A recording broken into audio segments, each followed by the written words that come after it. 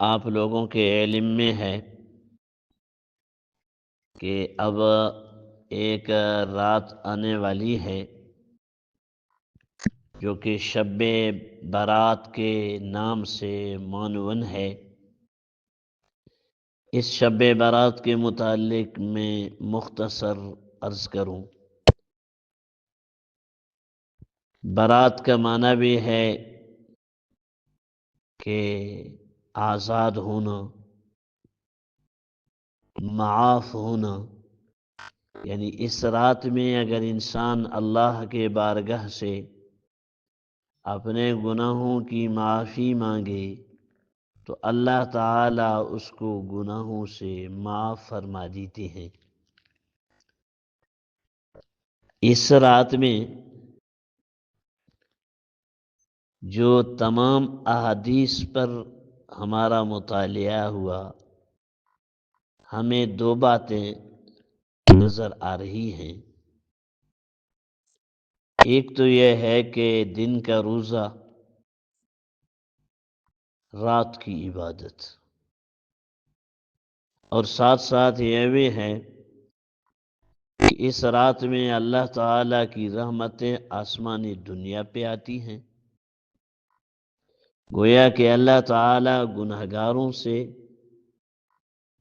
ملتمس ہیں کہ تمہیں میرے در پہ آنا تھا، مجھ سے معافی مانگنا تھا، یہ آج کی رات ہے کہ میں تمہارے در پہ ہوں۔ ہے کوئی مجھ سے معافی مانگنے والا کہ میں اس کو معاف کروں؟ ہے مجھ سے کوئی رزق مانگنے والا کہ میں اس کی روزی دوں؟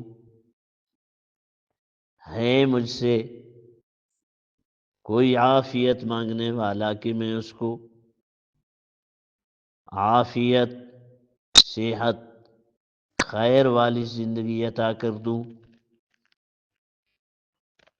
آج بدھ ہے، کل جمعرات ہے، جمعہ کا شام شب برات ہے اور دن 15ویں شعبان کا ہے۔ تو اگر 3 دن کا روزہ ہو تو یہ سب سے بہتر ہے، جس کو ایام بیز کہا جاتا ہے۔ ایک تو آج کا دن ہے، جمعرات کا دن ہے، 14ویں ہے، اور جمعہ کا دن 15ویں ہے۔ بیز بھی اس لیے کہا جاتا ہے کہ اس سے انسان کا دل صاف ہوتا ہے اور چمکدار ہوتا ہے۔ ویسی بھی ایک نیکی کے 10 نیکیوں کا ثواب، 3 دن کا روزہ پورے مہینے کے روزوں کا ثواب ہے۔ اس میں پھر شب برات 15ویں شعبان کا عبادت اور دن کا روزہ ہے۔ بس اتنی سی چیز ہے،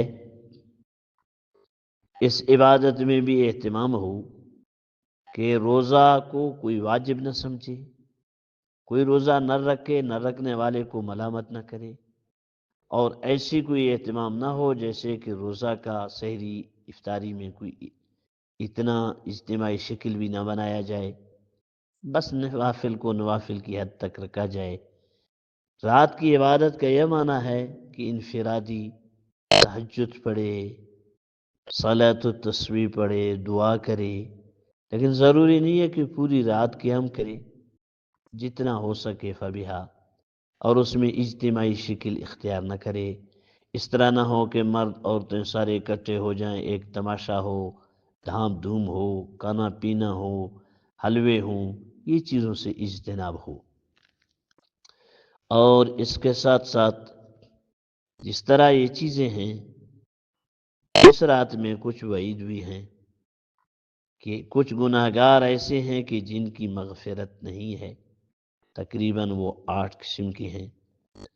پہلا، مشرک کی معافی نہیں ہے، جو اللہ کی ذات کو چھوڑ کر کسی اور سے مانگتا ہے، اور سے ڈرتا ہے، اور سے فوق الاسباب امید رکھتا ہے، یہ مشرک ہے، اس کا بھی اس عظیم رات میں معافی نہیں۔ اور دوسرا جو ہے کسی کا بھی بغض رکھتا ہے، کینہ رکھتا ہے، حسد رکھتا ہے، حاسد کا بھی معافی نہیں۔ تیسرا، شلوار کو ٹخنوں سے نیچے کرے، نماز ہو یا نماز کے علاوہ۔ مرد کے لیے ٹخنا کا چھپانا حرام ہے، عورت کے لیے ظاہر کرنا حرام ہے۔ عورت چھپائے، مرد ظاہر کرے، یہ حکم مردوں کے لیے ہے، لیکن یہ اس کپڑے کے متعلق ہے جو نازلن ہو، یعنی کرتا ہو، شلوار ہو، چادر ہو، دھوتی ہو، یعنی اوپر سے۔ ہاں اگر کوئی نیچے یعنی پہننے والی چیز ہو، جیسے جراب ہو یا موزہ ہو، یا اس طرح انسان بیٹھ جائے تو کپڑا اوپر آئے، تو اس میں کوئی حرج نہیں۔ اور اس کے علاوہ یعنی شلوار ٹخنوں سے اوپر ہو، یہ کبیرہ گناہ ہے، بے لذت گناہ ہے، اور اس پر آج کل لوگ مبتلا ہیں، خدا را ان سے بھی بچے۔ اور ماں باپ کا نافرمان، ماں باپ کا نافرمان، ہمیشہ شراب پینے والا، شراب کا عادی، قاتل، اور اس طرح جو ہے زانی، زانیہ، اس کی بھی مغفرت نہیں ہے۔ زانیہ اس لیے بولا، زنا مرد کے لیے بھی حرام ہے، عورت کے لیے، لیکن عورت کو بچنے کے اسباب تھے۔ اگر بچی ہے تو والدین کی نگرانی میں، بڑا ہے تو خاوند کی نگرانی میں، پردے میں، کوئی کاروبار اس کی ذمہ نہیں، اس کے باوجود بھی اس کے لیے وعید سخت ہے، لیکن مرد کے لیے بھی حکم یہ ہے۔ تو یہ کچھ ہدایات تھے میں نے عرض کی کہ 15 کے رات کی عبادت بغیر اجتماعی شکل کے جتنا ہو سکے، دن کا روزہ، اور انہی برائیوں سے، اور کچھ نہیں ہوگا تو کم از کم ان برائیوں سے ہم بچیں، اپنے آپ کو بچائیں، بھی بہت کچھ ہے، بہت کچھ ہے۔ اللہ تعالی ہمارے سب کی حفاظت فرمائے۔